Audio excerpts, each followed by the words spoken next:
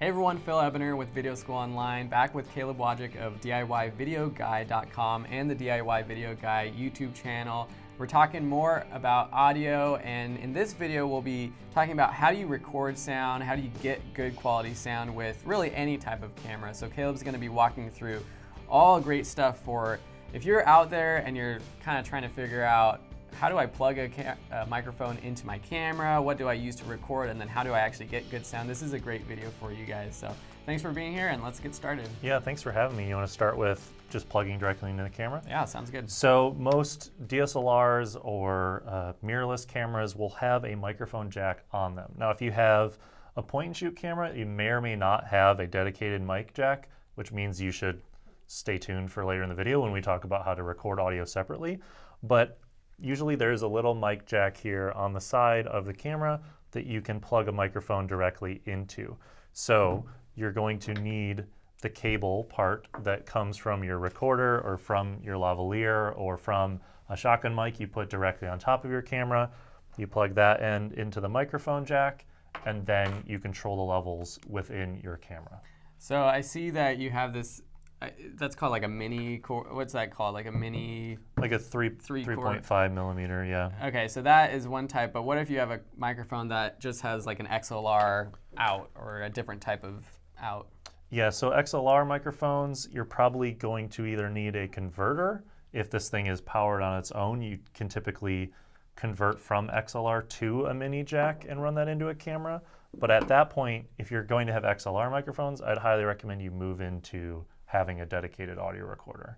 Okay, and that's because the cameras themselves don't allow for that great of recording and leveling? Yeah. I mean, the preamp in these isn't as good, so you have to crank the volume up, and then you have to typically turn it up, and then you start to get noise and things like that.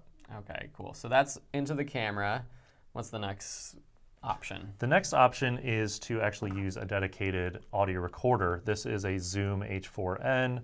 We're recording here right now with a Tascam DR100 Mark II. We have it on the table just so you can see what we're recording with.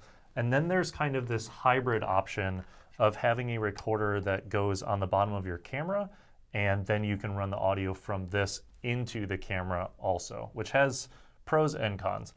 Pro meaning you can have your really good audio plugged into your camera and you have good audio on here as well, so you don't have to go and sync it later. The con being, if you mess up this audio, this is going to be bad too, and you're going to have no good audio, which is why it's really good to have backup systems running. Got it. So because if you're plugging through here, it's kind of overriding any audio that's coming through the internal camera's microphone. Got it. Okay, so that seems pretty good. So this is, how much is, I mean, let's talk quickly about the equipment. So how much does something like this cost versus, I know this is my Zoom, and I think it's $200 on Amazon right now. But this seems pretty high tech. Yeah, so like a Zoom H4 or H6 is like $200 or $300. This was, I think, like $240. One of these is a little cheaper. This is the Tascam DR60D. They also have a 70D that has 4 channels of XLR into it. And you know, $150, $200 typically is where you can get these. So these are a little cheaper as opposed to being a standalone option. But these are really good for getting audio, and you have all your levels right there, right when you're recording, and you can run it directly into your camera.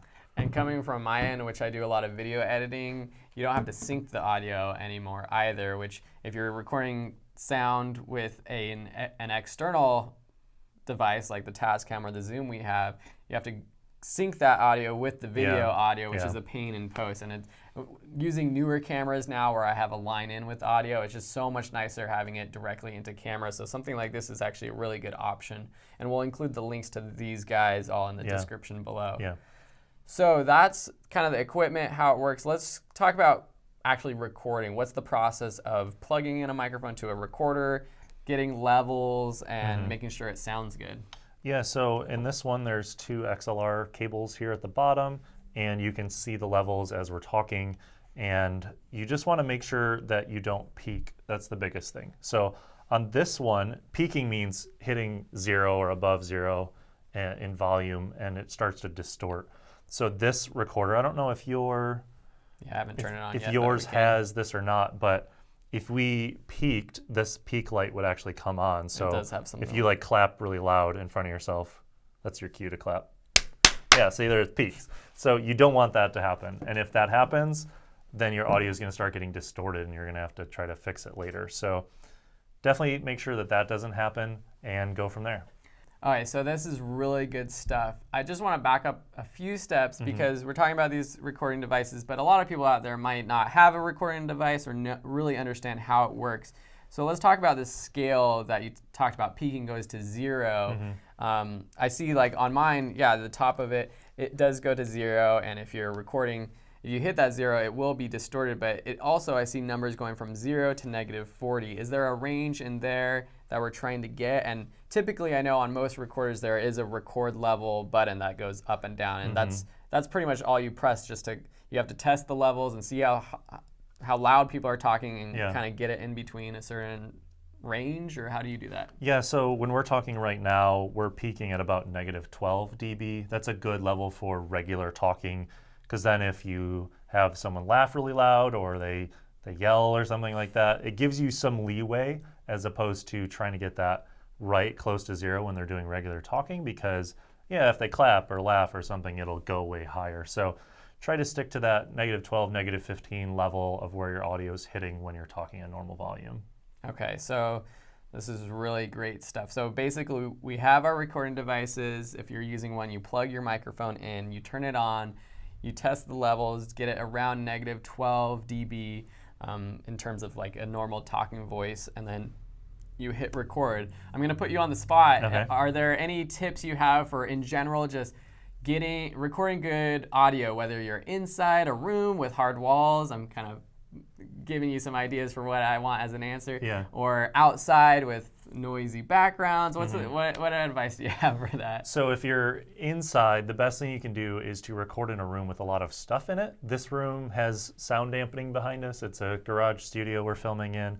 And so the more stuff in the room, the less echo there will be.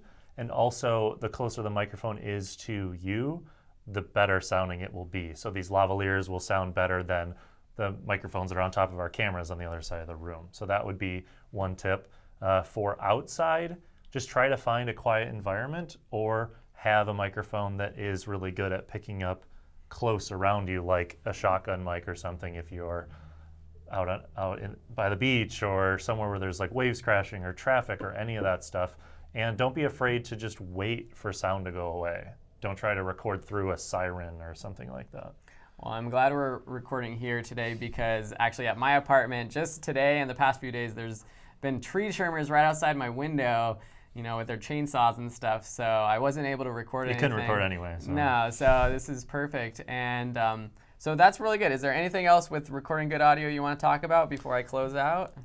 If you can boost the audio as much as possible before it goes into the camera, because cameras don't typically have that good of amplifiers for your microphones. So if you're running it into one of these first, turn up the volume levels on that so that you can turn down the volume levels here to get a good quality sound without that hissing sound that you'll get plugging into a DSLR often. Got it. So if you're getting levels on a DSLR on the camera and they're too low, you don't want to press louder on your camera. You'd rather do it on here. Yeah, exactly. Use a dedicated recorder or something to boost that. And then the next thing would be have a good pair of monitoring headphones. These are the Sony MDR 7506s. We also use Audio-Technica M30s and M50s to monitor while we're recording out in the field or when we're editing it back at our desks.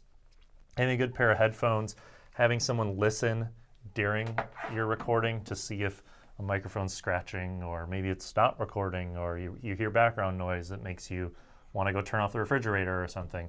Making sure to monitor while you're recording is another good tip. That's a really good piece of advice. I know on projects that I've worked on, there have been times when, someone's wearing a necklace or their shirt rustles and bracelets and noisy things. Yeah, it's good to be able to hear that so you can say, okay, let's say that again, or to have some sort of backup audio too that you're recording just in case the lavalier, the battery goes dead or something you don't notice goes wrong. So yeah, it's better to have some audio than no audio, and we have these two lavaliers are our main source, but We have microphones on all 3 of the cameras just to make sure we still have sound, so that when we get back to the computer, if something's wrong with this, you've already driven home, we still have the videos, and we just put a little note that's like, sorry, our main microphones didn't make it, or something. And remember to hit record, because one of these videos I collaborated with a friend of mine, forgot to hit the record button, so I ended up using the audio track from my Canon DSLR, but it was terrible, so remember to hit that record button.